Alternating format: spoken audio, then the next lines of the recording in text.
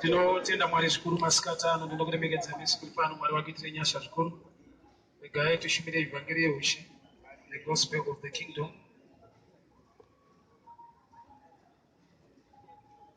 Genesis 19 from verse 14. Genesis 19 from verse 14. So Lot went out and spoke to his sons-in-law, who were pledged to marry his daughters. He said, "Hurry and get out of this place, because the Lord is about to destroy the city." But his sons-in-law thought he was joking. With the coming of dawn, the angels urged Lot, saying, "Hurry, take your wife and your 2 daughters who are here, or you will be swept away when the city is punished." When he hesitated, the man grasped his hand and the hands of his wife and of his 2 daughters and led them safely out of the city. And Namati, Father, we thank you for your word, your grace and your favor. Titsure, say to Konese, Birenye Gokutzwa, Starinye Guremekenzwa, Uzita Leropara Jesu Christu Nazareta. Amen. Now, shumira pamsoro pechini chandinoti prayer and character. Prayer and character. Prayer and character. Emrumanonzi Lot, it's a quite interesting story. Akabuda mumoto wamwe akaparara. But the backbone, kana the foundation, yezvakaitwa ndozvandanditaure. Icho kwadi to Lot wakawana uhevha akabuda vamwe vakaparara. Vanhu havana kuparara nekuda kwekuti vaitadza. In terms of sin, vanhu vakaparara nekuda kwekuti help payakauya kana rubatsiro parwakauya vakafeila kuita comply kana kuti kuwirirana nesalvation. Vanhu vachaenda kugehena havasi kuenda nokuti vakatadza, vakuenda nokuti vakaramba Jesu. Nokuti kudenga kuchapinda type yakatadza but yakaponeswa naJesu. Explain. Jesu ari pamuchinjikwa side pake paneswa matsotsi maviri. Obva ati kune rimwe rakataura naye kuti ndiri kuenda newe kuparadhiso. Munhu haana background yechechi, haana background yekwaaipinda nezvaaiita. Zvatinongoziva zvaaita, he was a thief. But Jesu ndokubva ati kumurume uyu tiri kuenda. Kureva kuti Jesu haana kuenda nemutsvene, but iye ndiye mutsvene anoendesa vanhu ikoko. I want to break down this way. Jesu ndiye mutsvene unogona kuendesa vanhu kudenga dzvene. We all fall short of the glory of God. So, nhau yedenga yakavikwa muna Kristu Jesu. So vanhu vemusoto chakaita kuti vaparare icho kwadi kuti ukaverenga uchiti mhanye iso unongoziva kuti vaitadza, they were sinners. Vaita zvavaita. But the real truth about the mind of God towards a sinner is to save the sinner. Ropa raJesu rinosuka zvivi neichivi chipi nechipi inokwanisa. So mwari pese pavanotendera kuti pave nedistraction, vanotanga vaunza favor kana kuti the way out of a change. So the gospel is the way out of hell. Nokuti already you are meant for hell. Kana Say without Jesus, you can make hell a good person. Why not to kudenga kusukupinda vanhu vari right? Kuchapinda vanhu vakatenda muna Jesu anovaita right. Salvation is about the person called Jesus. Ukaramba Christ, your good character cannot save you. Oh, okay. Takala vatadzi kuburikidza nekuda kwata baba vedu kuda kuti takaberekwa nembereko yezvivi. So ndiri sina nekuda kwakuti ndakaberekwa neakatadza. So kuti kutadza kwangu hakundiite mutadzi. Chakandiita mutadzi kutadza kwake Adamu akandibereka. I'll give you an example. Munhu ari kubereka masidi kana master copy ine mascratch kana kuti ilipa inoti kekekekeke. Akatenga masidi akanaka asina mascratch akakopa master copy rine mascratch rine zvarinoita. Awa nyango akanaka anongokopa zviri kubva pamaster copy zvokuti unoshamba kuti ndichangoatenga ari right but ndapa ari kumbomira ari kudai so ari kukopa chaidaro. So hapana paunozoti uri right kana wakaberekwa nembereko yaAdamu kusvika watenda muna Jesu wava born again waberekwa nenyasha kana kuti grace. So chakatanga muSodom haisi fire. Although I'm not on the side of sin, but I want to preach grace, which can make you run out of sin so easy. Run white out, that's true. But Mwari anakuti mumoto ngauchinayo nokuti vatadza. Mwari akatuma angels. Kune varume angels mairi akaenda akandogara pagedhi kana kuti pacity square penzvimbo inonzi Sodom neGomora. Lot achiona varume akaenda kwavari akanawakumbira zvakanyanya kuti kana madokerwa musina kwekurara uyai kumba kwangu kana mageza tsoka dzenyu madya mopfuurira mberi nerwendo. Maybe I need to read. Genesis 19 verse 1. The two angels arrived at Sodom in the evening, and Lot was sitting at the gateway of the city. When he saw them, he got up, met them, and bowed with his face to the ground. My lords, he said, please turn aside to my house. Wash your feet, spend your night, then go your way in the morning. No, they answered, we will spend the night in the city square. He insisted so strongly that he would go with them, and they did. They went to his house. Girls akatumwa kuenda kuSodom hadzina kusvikira kumba kwaLot, but dzakaonekwa naLot dzakagara patingati paCity Square kana tongoti muna First. Lot ndokubva anyengetedza, he insisted, kukumbira, kugombedzera kuti varume hamungadokerwe kavata pasi popanzira. Uyai kumba kwangu mugeze tsoka dzenyu mudye mangwana kuseni mupfure nerondo rwenyu. Which means Lot was not aware netype yaari kudhila nayo. Zvekuti tatoti kana mapedza kudya kumba kwangu marara zvenyu kuseni mopfurira mberi kwamuri kuenda. Asi zvakuti iye mangwana ndiye achaenda. Saka ari kuparidzirawo kuti kana mapedza zvenyu moenda. Yeti anofanirwa kuenda ndiye. Which means kuti anonga aziva kuti varume avauya kuzoti vauizoti Lot uende kwete kuti vaende. Right. So Lot wakatreat these strangers. I am angels, but anakuya ni mapapiro nero picture tawe ku grade 12. These they came in form of men. Vanhu chaivo vaitofamba so. Lot ndokubva anegotiate navo vakaenda kumba kwake. Background yekuti Lot akanekusina nevanhu ava nokuti Bible raita sekunge coincidence kuti Lot akasvika paCity Square varume ava ndokubva vauyawo akabva avaona. Chaita kuti Lot agone kusangana nevarume ava is the type of covering iri pamusoro pelife yaLot. Ipi girozi dzisati dzaenda kuSodom dzakaenda nekumba kwaAbhurahamu, dzapedza kudya dzabuda mumba maAbhurahamu. Mwari pachake one of angels ndiye akataura naAbhurahamu kuti hatingavanzire Abhurahamu zvatiri kuenda kundoita kuSodom. We are going to see. Don't verify report yatakanzwa maringe huipi huri muSodom. Abhurahamu ndokubva atanga kunegotiate. Anonga paredza guta rese kusanganisa nevanhu vakarurama. Ko mukawana 50 Mwari vakatanga kunegotiate nemurume unonzi Abhurahamu. Kusvika Abhurahamu akasvika palevel yekuti ko mukawana 10 Abhurahamu aitoziva kuti zvandiri kuita izvi I'm interceding for those who are okay. Vasiri kuziva the calamity idavawira. An intercessor anowana information Muna anotambudzika nenhamo yacho asati aiwana.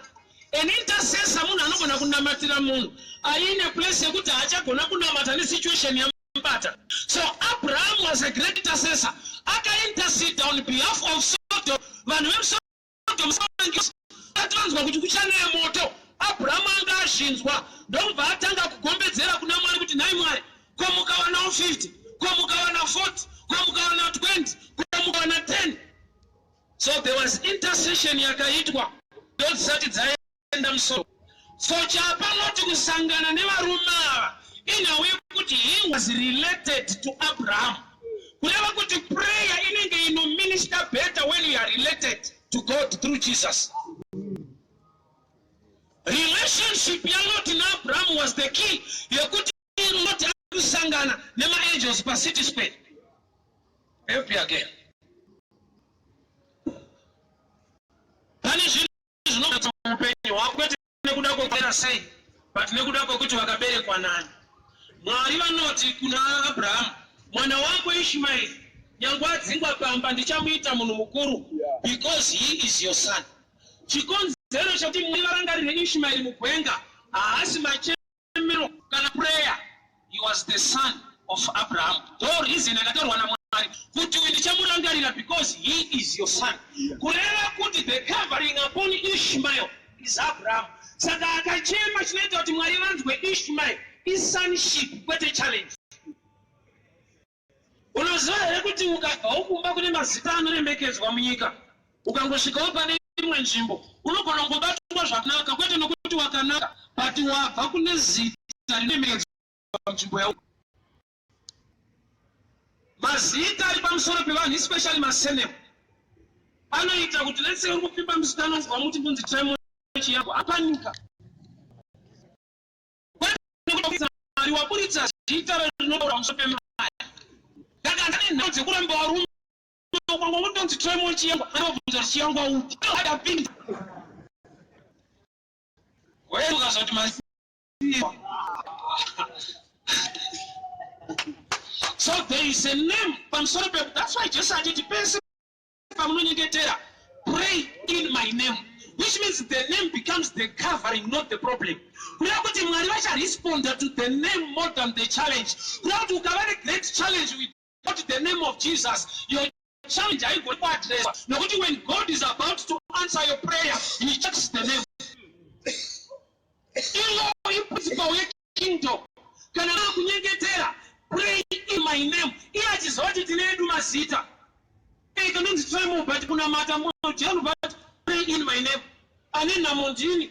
But zita rutaurwa ndari munhu asina nhamo. Ko rinotaurirwei? Iye ane covenant inoita kuti baba vagone kukurangarira. So Lot key number 1 yekuti agone kusangana nema-angels. Hazvina kuti he was a good guy. Although maybe he was a good guy, but one thing I know, he was under the grace or the covering of Abraham. Lot abiyadwana mwari payoko yakuno. Pakadani Abraham Lot akatevera, which means he was following a man called by God, and automatically Genesis 18 mombe dzaloti dzakawanda iye asina calling. He was not called, but vasvika time yekuti Lot naAbraham zvipfuyo zvavo zvawanda, mafuro akava mashoma, nemombe dzaloti dzaiwanda, iye asina kudanwa, iye asina kubvira ataura naMwari. Why? By following Abraham, akaita partake the grace of Abraham. Hallelujah.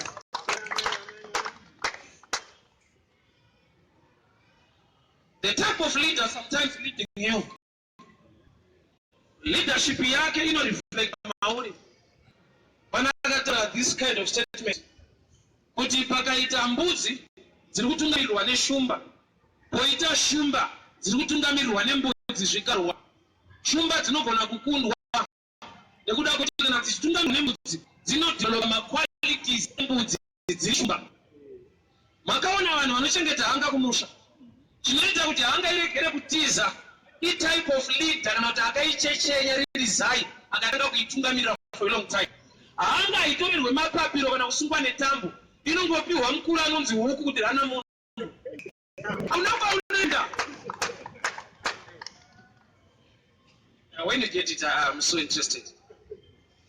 So Lot and Abraham, although separated, Abraham could intercede on behalf of Sodom. He knows but you are still related. So secret yakuti Lot agone kusangana nevatumwa yanga iri pakuti the one angachiita intercede is related to him. Relationship matters most. Truly Lot was a good man, but I gonna kupotsana no opportunity but prayer Abraham is a great intercessor for Lot. Do you get with our neighbor are in the right place?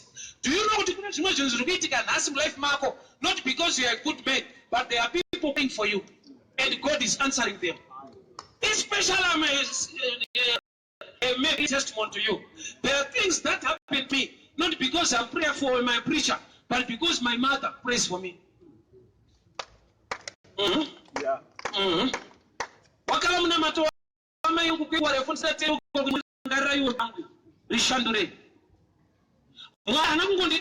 was prayerful.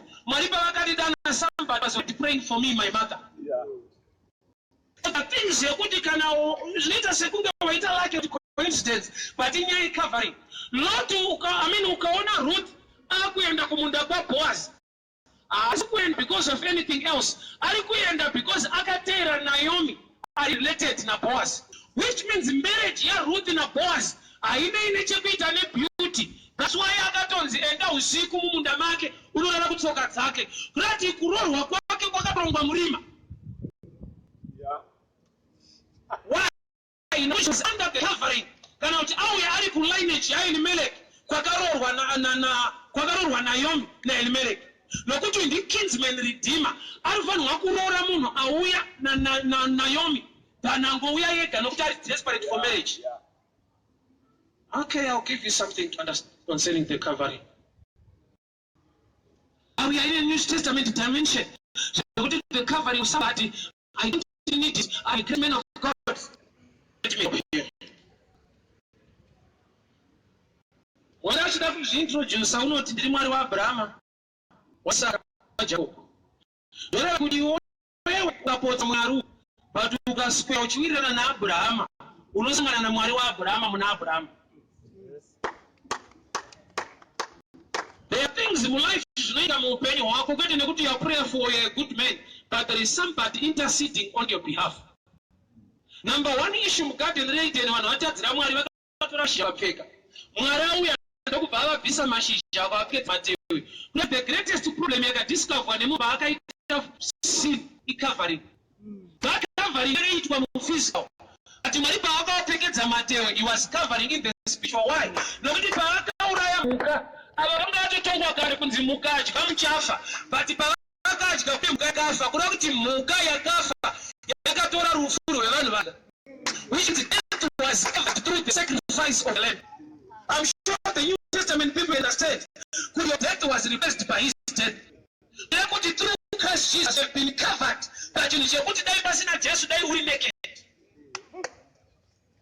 Chaganaki Jesus, what is called Bamchi, whatever not to welcome this embeds. Chalakum visit and they put you up or look to take.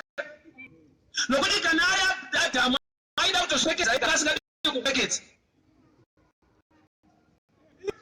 All right. So, Lot, shift number one, in relationship, I got developing a move. And one Lot, besides the future, telling about us and another. Kumashina Queso, then the right to the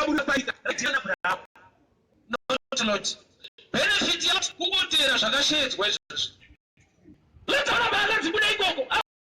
I'm getting Bible, but not in fire. There are times you need to recognize the grace upon somebody who did not manifest in life now and appreciate them. Do you know? Just in the Yakuna Moyita and the Unesha Wakazidza Kuneku Zaita. But you could Kunikana Parke, it's a blessing to you. No good you are open, you don't know. Yes, yes, yeah. But to me, hero. No good to say that one more shit I need.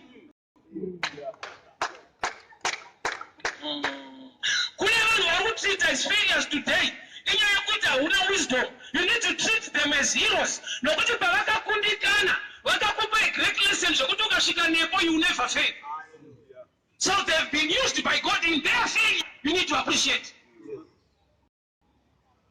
That's why.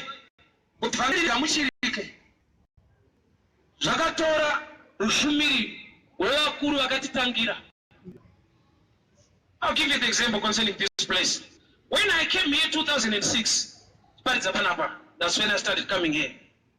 When I remember the likes of Apostle from Zayoja,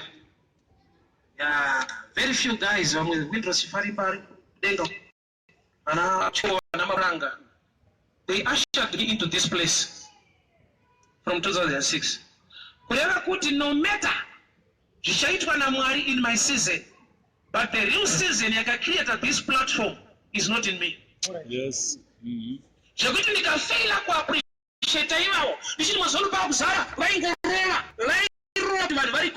the place.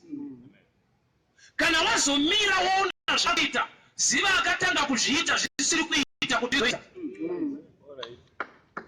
That's why ndichiti vamwe vese vanozotukana vamira panapa. Vapedza kutuka, they must learn to appreciate us. Hey, I'm sure for now, they came after me. Because of them, they asked for me at time to kumbirao. Hey, abasi pangu, bachareta kuti wao wasatange, abana nyasha dzekutanga, bana nyasha dzekuya kana tatanga.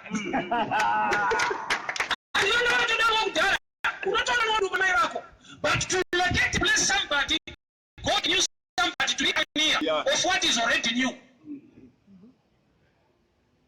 Hey, I remember Mkomana no yamani right shout as telegu.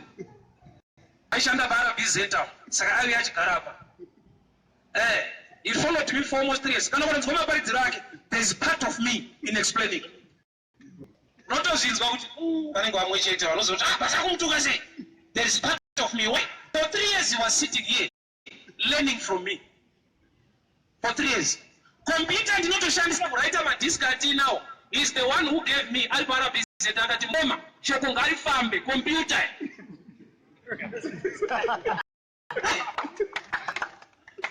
Maybe it's not a gospel, you can't see it. But one thing I want you to understand, you are a Lot in Sodom, but there is an Abraham outside Sodom praying for you to make it. Do you know that there are some people who are anointed by God to be pioneers of certain things, although but there are some who suffered for such things to manifest.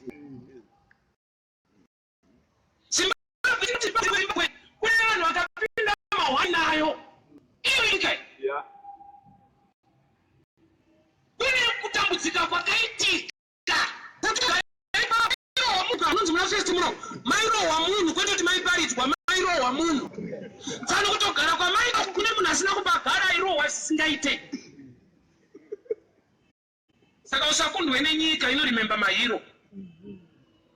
You only Christ the heroes of faith. If you believe in Paul, there is a scripture concerning other people, not Jesus. Yeah. When he talks of faith, the likes of Samson, not Enoch, not Noah, whoever continue to understand, Paul, I anointed that they are pioneers this movement. I need to appreciate. I appreciate us.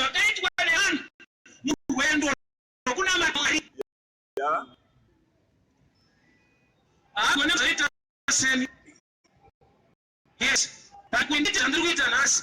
Kuna create a foundation. So Lot, I will a good guy. Abraham, behind the scenes, he was interceding. As I'm preaching now, there are people who pray so that we can continue to preach in this place.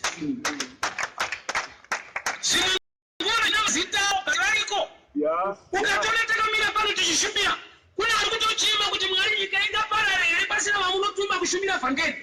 there are people behind the scenes praying for the nation to be saved. Yeah. I say I'm so dedicated. Sometimes you don't need pressure, because when somebody prays to God, the Spirit of God will push me to the right place. It's not about me. There are people praying for the nation of Zimbabwe to be saved. So when God uses me, what do you know? There are some people who are not standing here, but who are making it possible for me to stand here. Yeah.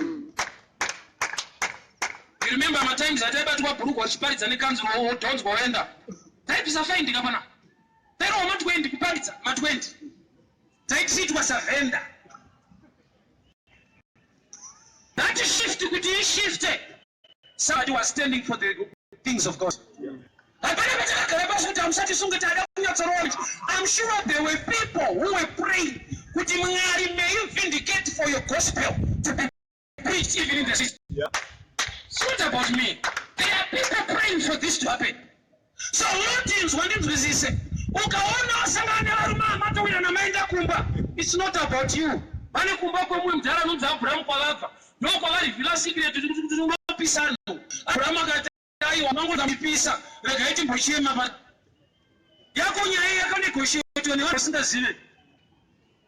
Yes. Can I go deeper this way? When I say out today, I see him. I may walk up a why not get a bullshit? I can't change your mind. I see doctor and you want to use him. There are suicide. That's not to Burura Mayoko. I see there are things you could also show, but you need to thank God. Nobody behind the scenes, there is an Abraham intercity. So prayer kaitwa. Barumela uya msoto. Loti ndokubvaona akanyengetedza akati hama dzangu kana ndaoni mafevhanda ikuba kwangu. Loti ndokutora varume akwa kuenda kumba. Atopatisikire dzimba napa. Varume achavainga. But vane blessing yekuti vamwe vanogona kubuda. But nyangwe Abraham akanamatira for 10 people. Only 3 came out. Prayer is so important, but the character matters most. Nokuti number yanamatirwa naAbraham zanzikomuka wana 10 akumira pa 10, which means God was ready to save 10 people from Sodom. Unfortunately, he saved 3. Why 3? But 10 ababani team is na kubuda. Yandaniringa Lord Bible richit. Lord akaenda kuwasha. Waifanya wakurora wana wake. Wanzi wakafundishwa wataka kuchoka. What is doing with number here?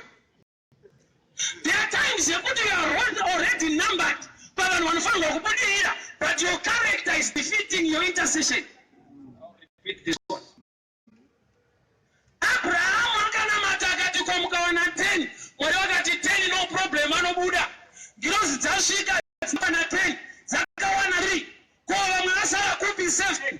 Randamu so suspect of Buddha. Rakuasha. Laganzi na Bible. Lord now, they thought he was joking. Mulakuti na achatatira kubuda. Kutamba ne mashokwe upenyu. Bote kuti vakaita chichingo chani. Ayo kune vaiya zvisodom, that's true. Takuwasha vanoti vakatatira kubuda kuti rikapaitwa nemunhu uziva unofunga kuti mafanisi. Imagine ati zvakachiparidzira kukwasha. Vanocha munhu mukwasha wavo. Darenda kudarasa. They thought he was joking. Do you know what it is for God to save this nation if he can send somebody from another nation than in our nation? Why? Nobody can atitongo mziva chete. Atitongo ona mwari. Baba rangu rinototi.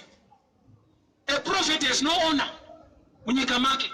Alina kuti a fake one. That original wacho. As long as kwake haibude mushemetsi. Wai kune vanhu vanokodzera pamushapa undopaziva asati tomupedza dango. Vakangovaka imwe kona so asatopedza kana bedroom yacho haina zvidhina. Pane kuti vasvokase nevhangeri raKristu vanotaura masiva vanoita. Vanorocha mukomano. Hapana zvikutotsvagwa ipapa ndinashuwa naye. They thought he was joking. So imwe type isina kubuda musoro. Kubuda kuchizadza yakabuda nokuti yakadherera vhangeri. There are times yekuti you are chosen by God to make it, but you take the gospel as something, as a joke. Vhangeri rinoparidzwa every day izwa. Ane nhamo asina kuinzwa, but ane mutakure ndiyo kuti narinzwa anofunza kuti mafanisi wena vakatsvawo nevamwe vasiri mugrupu rinofanirwa kutsva chikonzero vakazvitora sekuseka because ndakezvayo. Alright, so prayer yaitwa namba yanzi 10 havana kukwana. Lot waparidza, so there is prayer, there is preaching, still people cannot come out. The last thing was a miracle. Varume vauya varida kutora varume vanauya pamaloti kuti vavate nawo, nokuti varume vomwanga vakuda varume kudarika vakadzi. Vakuda kubata vatumwa kuti tiregete ya foreigner uri kudefendera varume toda kurara nawo. Loti ndokama dzangu ndine vana vangu vasikana mhandara pano, zvinoita here kuti ndikupei vasikana vangu musiye varume. Ndikanipaparidze papa. Mwari achidhira naAbhurahamu vakati ndipe mwanakomana wako wandinodiwa unodisa sechibayiro. Kuti character yaAbhurahamu naLoti yakafanana chinhu 1. Chekuita nedenga vanosacrifice zvavanodisa. Inzwa prayer neimpartation you can receive from a great man of God. Chausingagone kureceive by prayer or impartation I character. You work it on your own. Hauna matirwa uzvibate isarudzo. Unogona kunamatirwa kuti uperform miracles. Spiritual gifts can be imparted, but character, it's a personal thing you need to develop on your own. Hakuna anokunamatira kuti udzikame, unodzikama wega. Saka by self control, kuti ndezva self. You control yourself. So murume unonzi Abraham ane one thing in common na Lot. Kana pashika pakuomesesa concerning the heavens, they can even sacrifice to make matters worse. Lot akati, I give you 2 of my girls. Those don't zaziva kuti okay, murume watataura naye kuyo ne uyu vamwe chete, nokuti maitiro wao vamwe chete. Do you know kuti pane panofanirwa kuti vanhu vakakutarisa vanoona Mwari iwe vasati vaona Mwari? Vanonyatsoona kuti kunamata kwakanaka vakakutarisa vanoona kunaka kwaMwari mumunhu. The character of God can manifest pauri. It's a blessing to you. So murume uyu ati ndokupei vanangu vasikana, varume ndokubva varamba. Kuramba kwavo ndoda kuti ubate nyaya iyi. I need to read something here. Vakaramba kupiwa vanasikana. All right.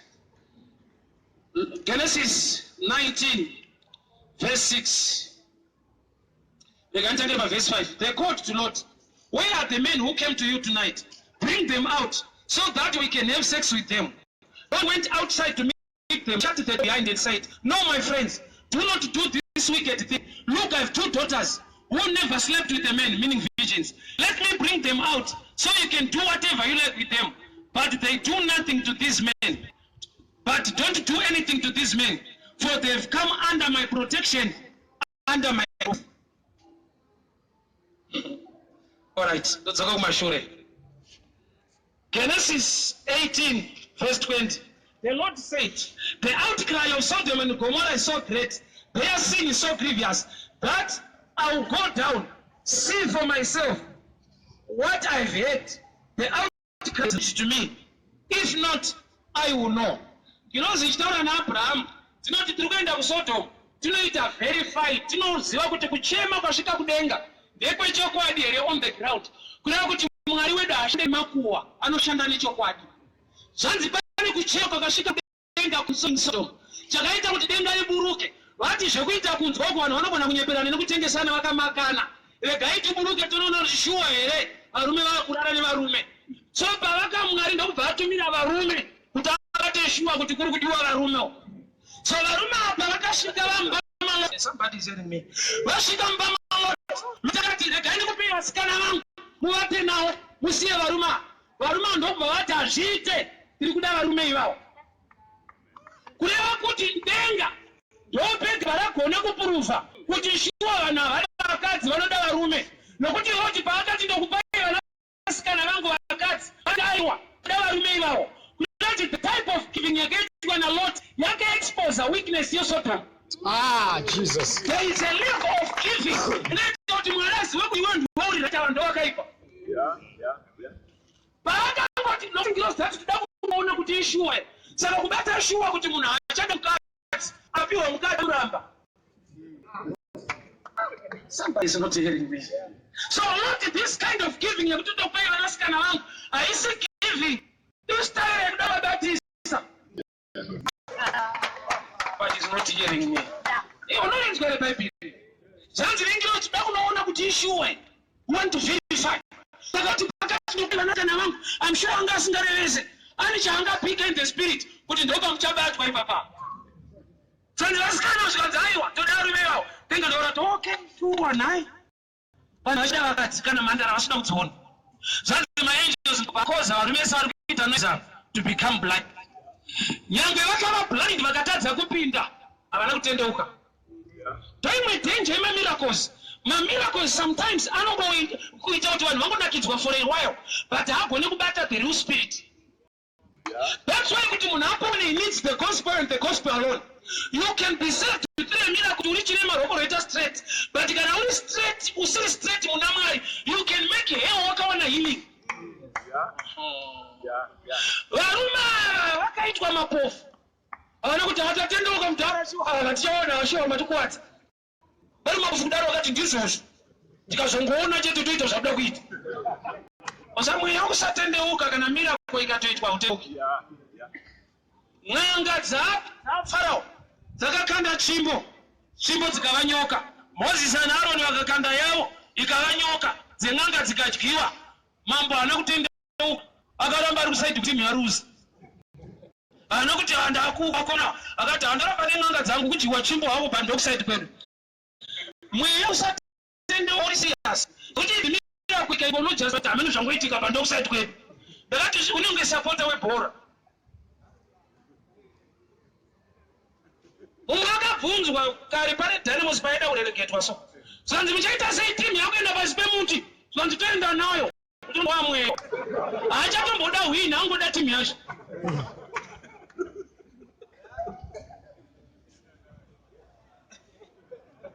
Ipapa Mdimbari unongomuvhiringa futi so ringori example so kare waisapotera maresults timu yako waisapotera maresults yaishaisa mufaro apa ndoiri kushaya ushachichi ekungobata rese kuti vachiite frutesi.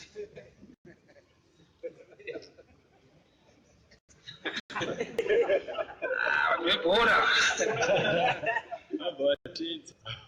inzwa bhururu Lot muSodom pane miracle yatoitwa pamba pake people have become blind kuti vanhu vasoti this is supernatural zvisoti they never repented which means that was a spirit.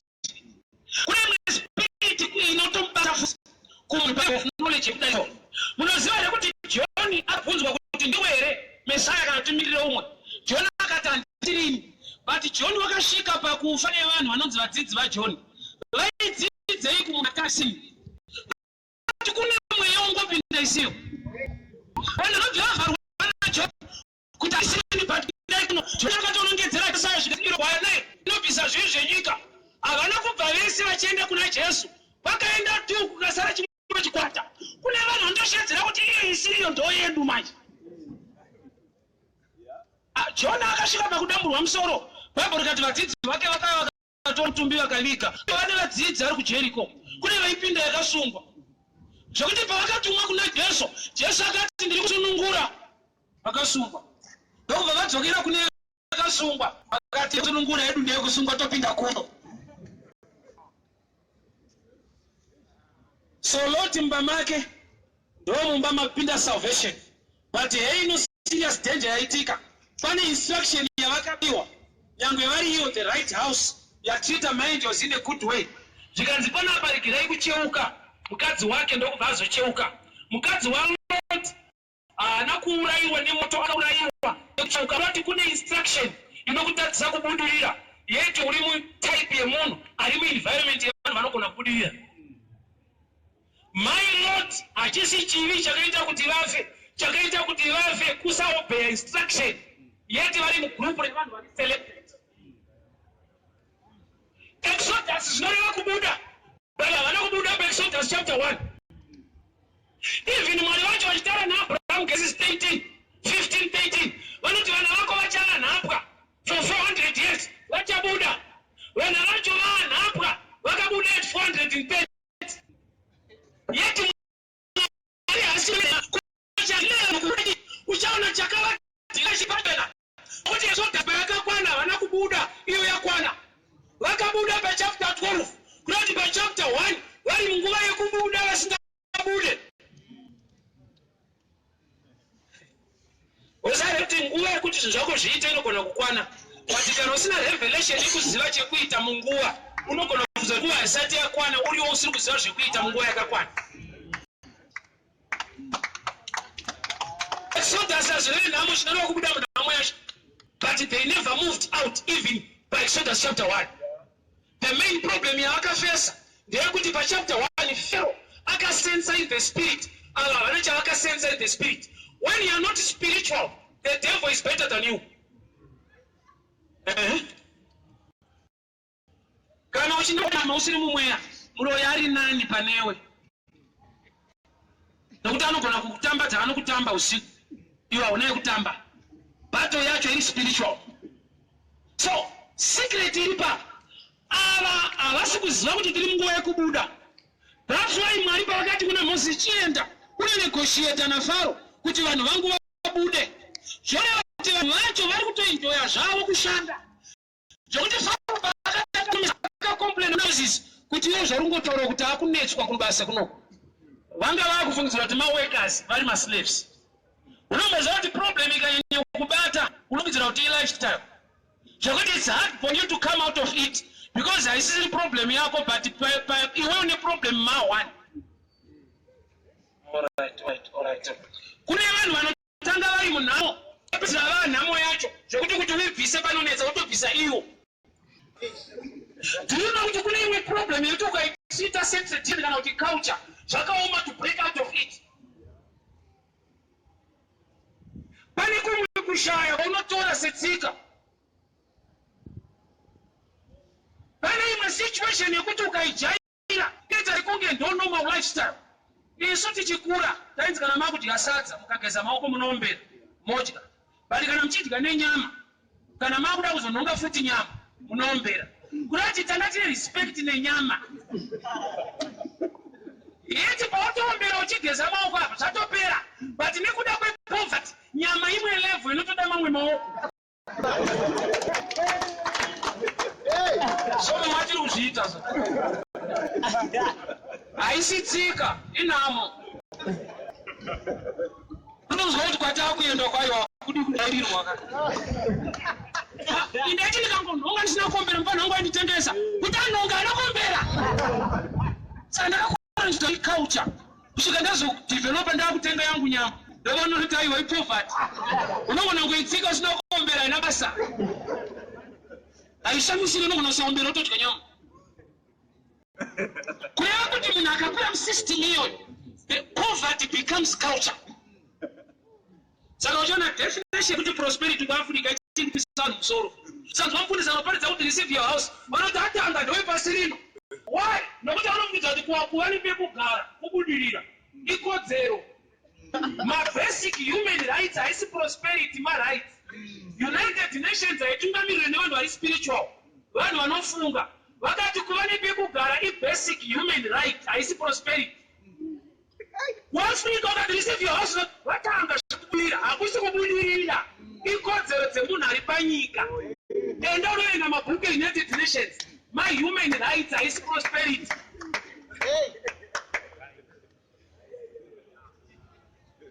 Apa kuti anoti receive your house. Pasi pana hapasi peni. Isi unoenda kumusha. Ichokwadi kuti uri kuenda. Bvunza wobva wati uri kuenda lini? Tesa nditoda kuenda kudenga. Pada kuenda nhasi wangani. Udombochiwabva uchigara pai. Pana hapasi peduka. Kana wasiriya zotongoenda. Chinzwa Jesu anoratidza kuti ma-basic rights emunhu. Akati ndiri kuenda kunogadzira imba kuita sei? Kana wakamaka imba kuti iri kugadzirwa mheno zvako yakanzi kutaurira.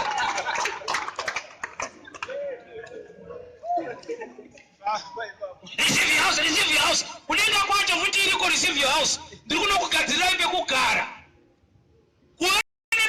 prosperity is basic human right.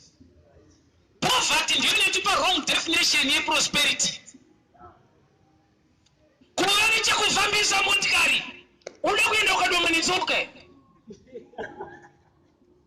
Receive your car. Walati mota awide. Sipa kuenda kumsangano ya roli. Moida muna. Oza papi mwe challenge. Ininda alasununguru wapa kudaiso.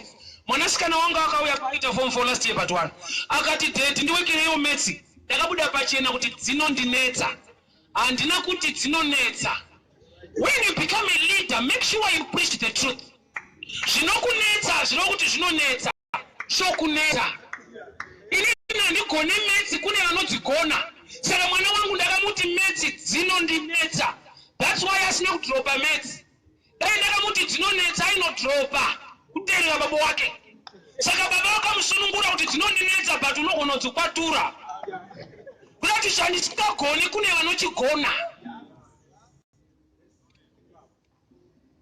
Yedu checha haidai. Oyenya haidaro ko mwara anoitei pa situation hiyo.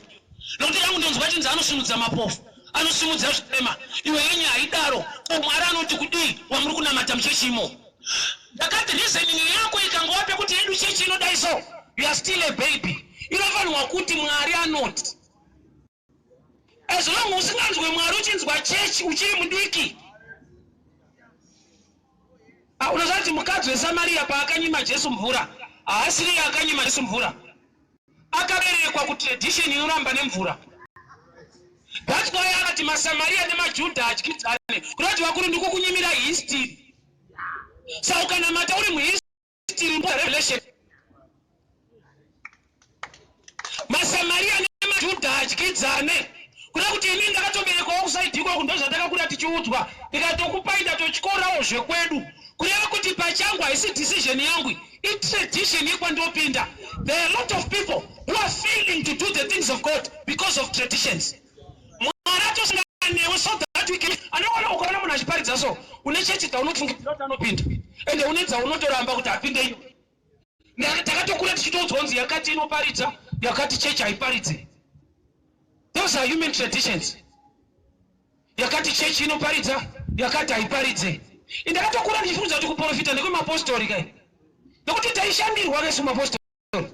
Ndafunza kuti chinoprofita ipostoli. Gamba chinoprofita maprofita muchechi ya Kristu. Saka uchiona mazono vako vemasutu. Vanga vanonoka kuchibata. Wefuka tikaona uri musuta uone. Unoona uri mugemenzi. Wondo zvavaita mukaenda kunoshandira kuti ndatanga ndapfeka. Saka tofuka kuti iro rugemenzi rine nyaya. Those are petitions. So Papa, you are a prophet, but the problem, chinotoku fighter is not the devil. The system yekuchechi kwenyu haidi izvozvo. But mwari wacho akakudana ada kuita newe izvozvo. It becomes a trend. maSamaria nemaJudha adyidzane. Vobvati takamirira Mesaya. Ari kunyima Mesaya akamirira Mesaya. Saka unomunyimiriri wakamirira watopinda havadi. So there are times kuti mwari wada kushanda newe, but iwewe nyauchida kwakapinda manje the system yakakutrepa. Aidi. Osa ndakakura ndichifungidzira kuti kuva murungu improvement kubva pamunhu mutema. Gamba mutema uri last level yemunhu akatosiku. Haimprove kuita murungu. Atori mumba chake zvaariyozvo. Saka matraditions akavachiti ukaita chakanaka unoziva kuti wamveti. Kuda kuti chakanaka chiwanikwe kumunhu mutema ukatochiita wamveti. Kuda kuti chakanaka chinenge chine depi yevanhu.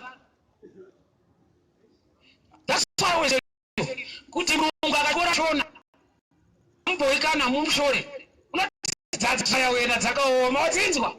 Ini ndikachikora chirungu unonge nochita akomana kusafundawo.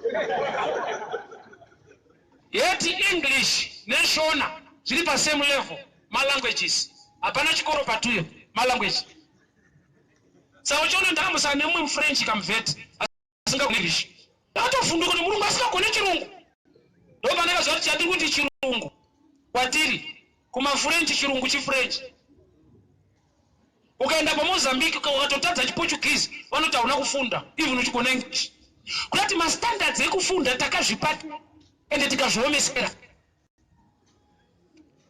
I don't know why I'm going this direction. Let me finish also. So this guy called Lot, intercession aitwa na Abraham prayer, but chamu connected to the angels dzimba make, it's a good heart towards strangers.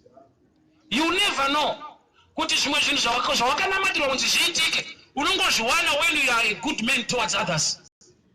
Good Samaritan haana kuita good through prayer. Akanzi is good nokuti akatrita munhu anga arowa ari mubad situation. Kureva kuti good inonzoitwa mubad. Munhu akapondwa akabatsirwa amubatsira ndokubva anzi good Samaritan nokuti akabatsirwa mubad situation. Kureva kuti good yako iri mukutrita the bad yevanhu. Prayer is good. Prayer without character is very dangerous. Haina result. Matthew 6 verse 6. When you pray, pindai pakavanda muvhareto. Mwari anoona zvamunoita uchakuropafadzai. The God who sees not hears. Yet you are praying, God is not hearing. That's a dangerous verse. When you pray, the God who sees.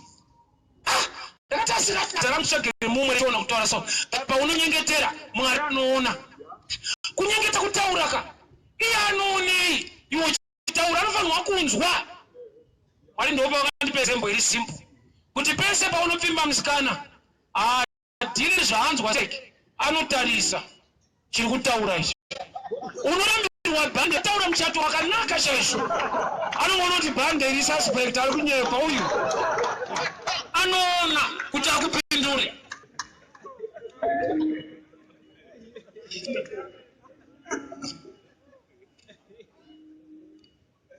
So Abraham aita pray tatati vanhu kubuda kutirwa kunzi 10 mukawana 10 vatadza kukwana in character nokuti vatouya mwacho vaida kutofighta maangels kuti varare nawo.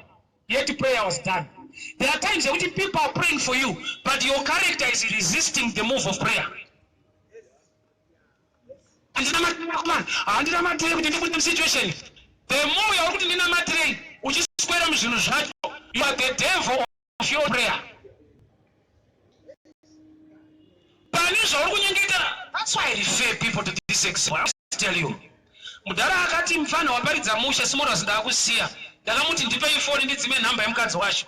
Akati nongoidawo just in case. Zvakatooneka kuti kumunamatira kuwaste time.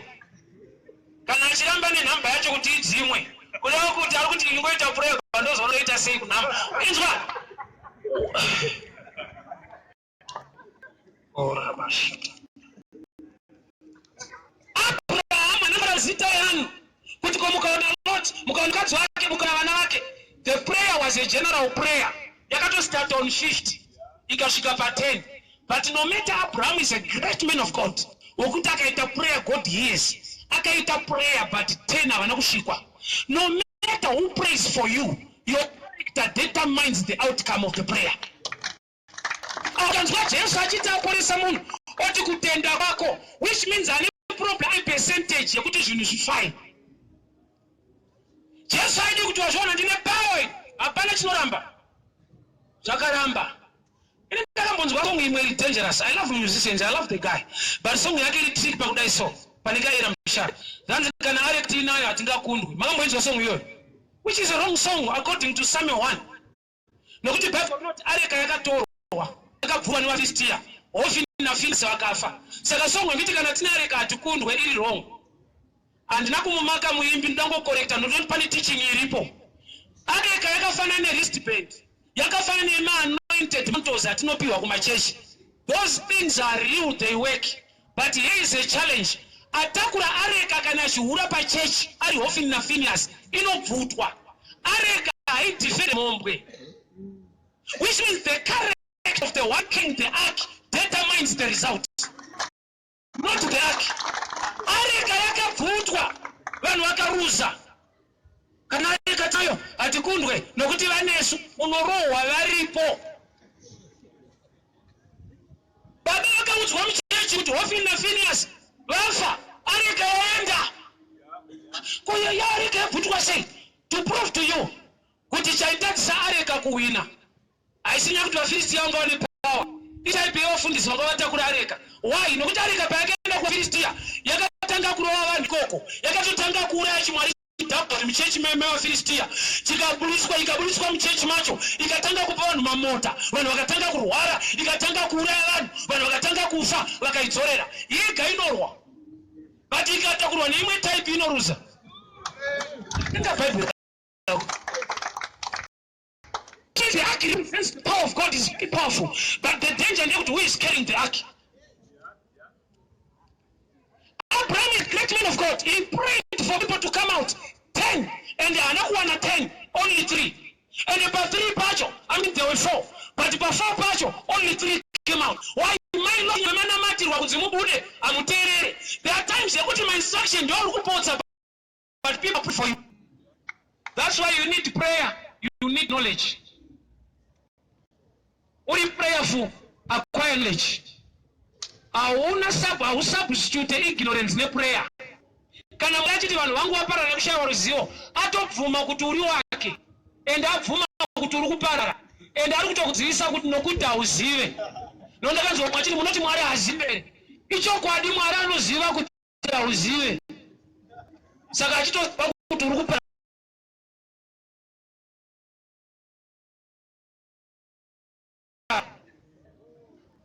Great prayer. On Sodom, only came out. But the character of the one prayer, they are not my effect. The character of the one anointing with, they are not my effects. The only people but it's not the character.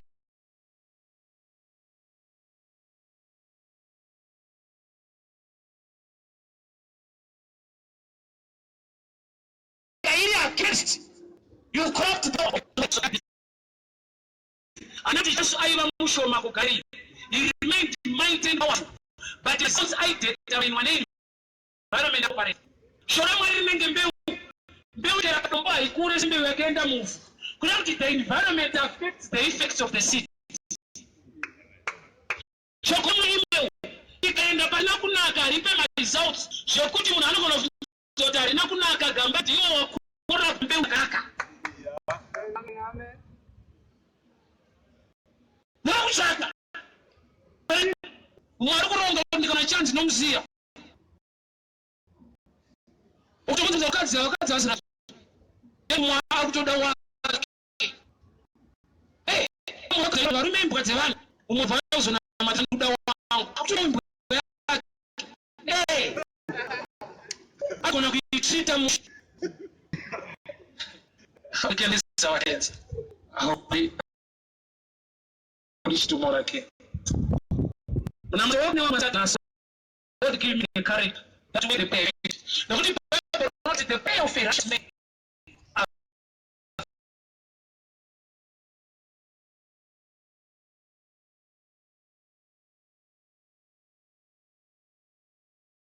Fail it much. When the prayer of the too much capacity, to look at the prayer is the character of the men. We pray. Let's pray. Father, we thank you for your word. We pray, my God, for this your cover. Nyasha zenyu Mwari. Varume vari pano Jehovah, madzimai ari pano Mwari. Zvizhinji zvatinonyengeterera kwamuri. Help us to develop a good character. Help us to walk in the fear of the Lord. Tiwanirei nyasha Mwari.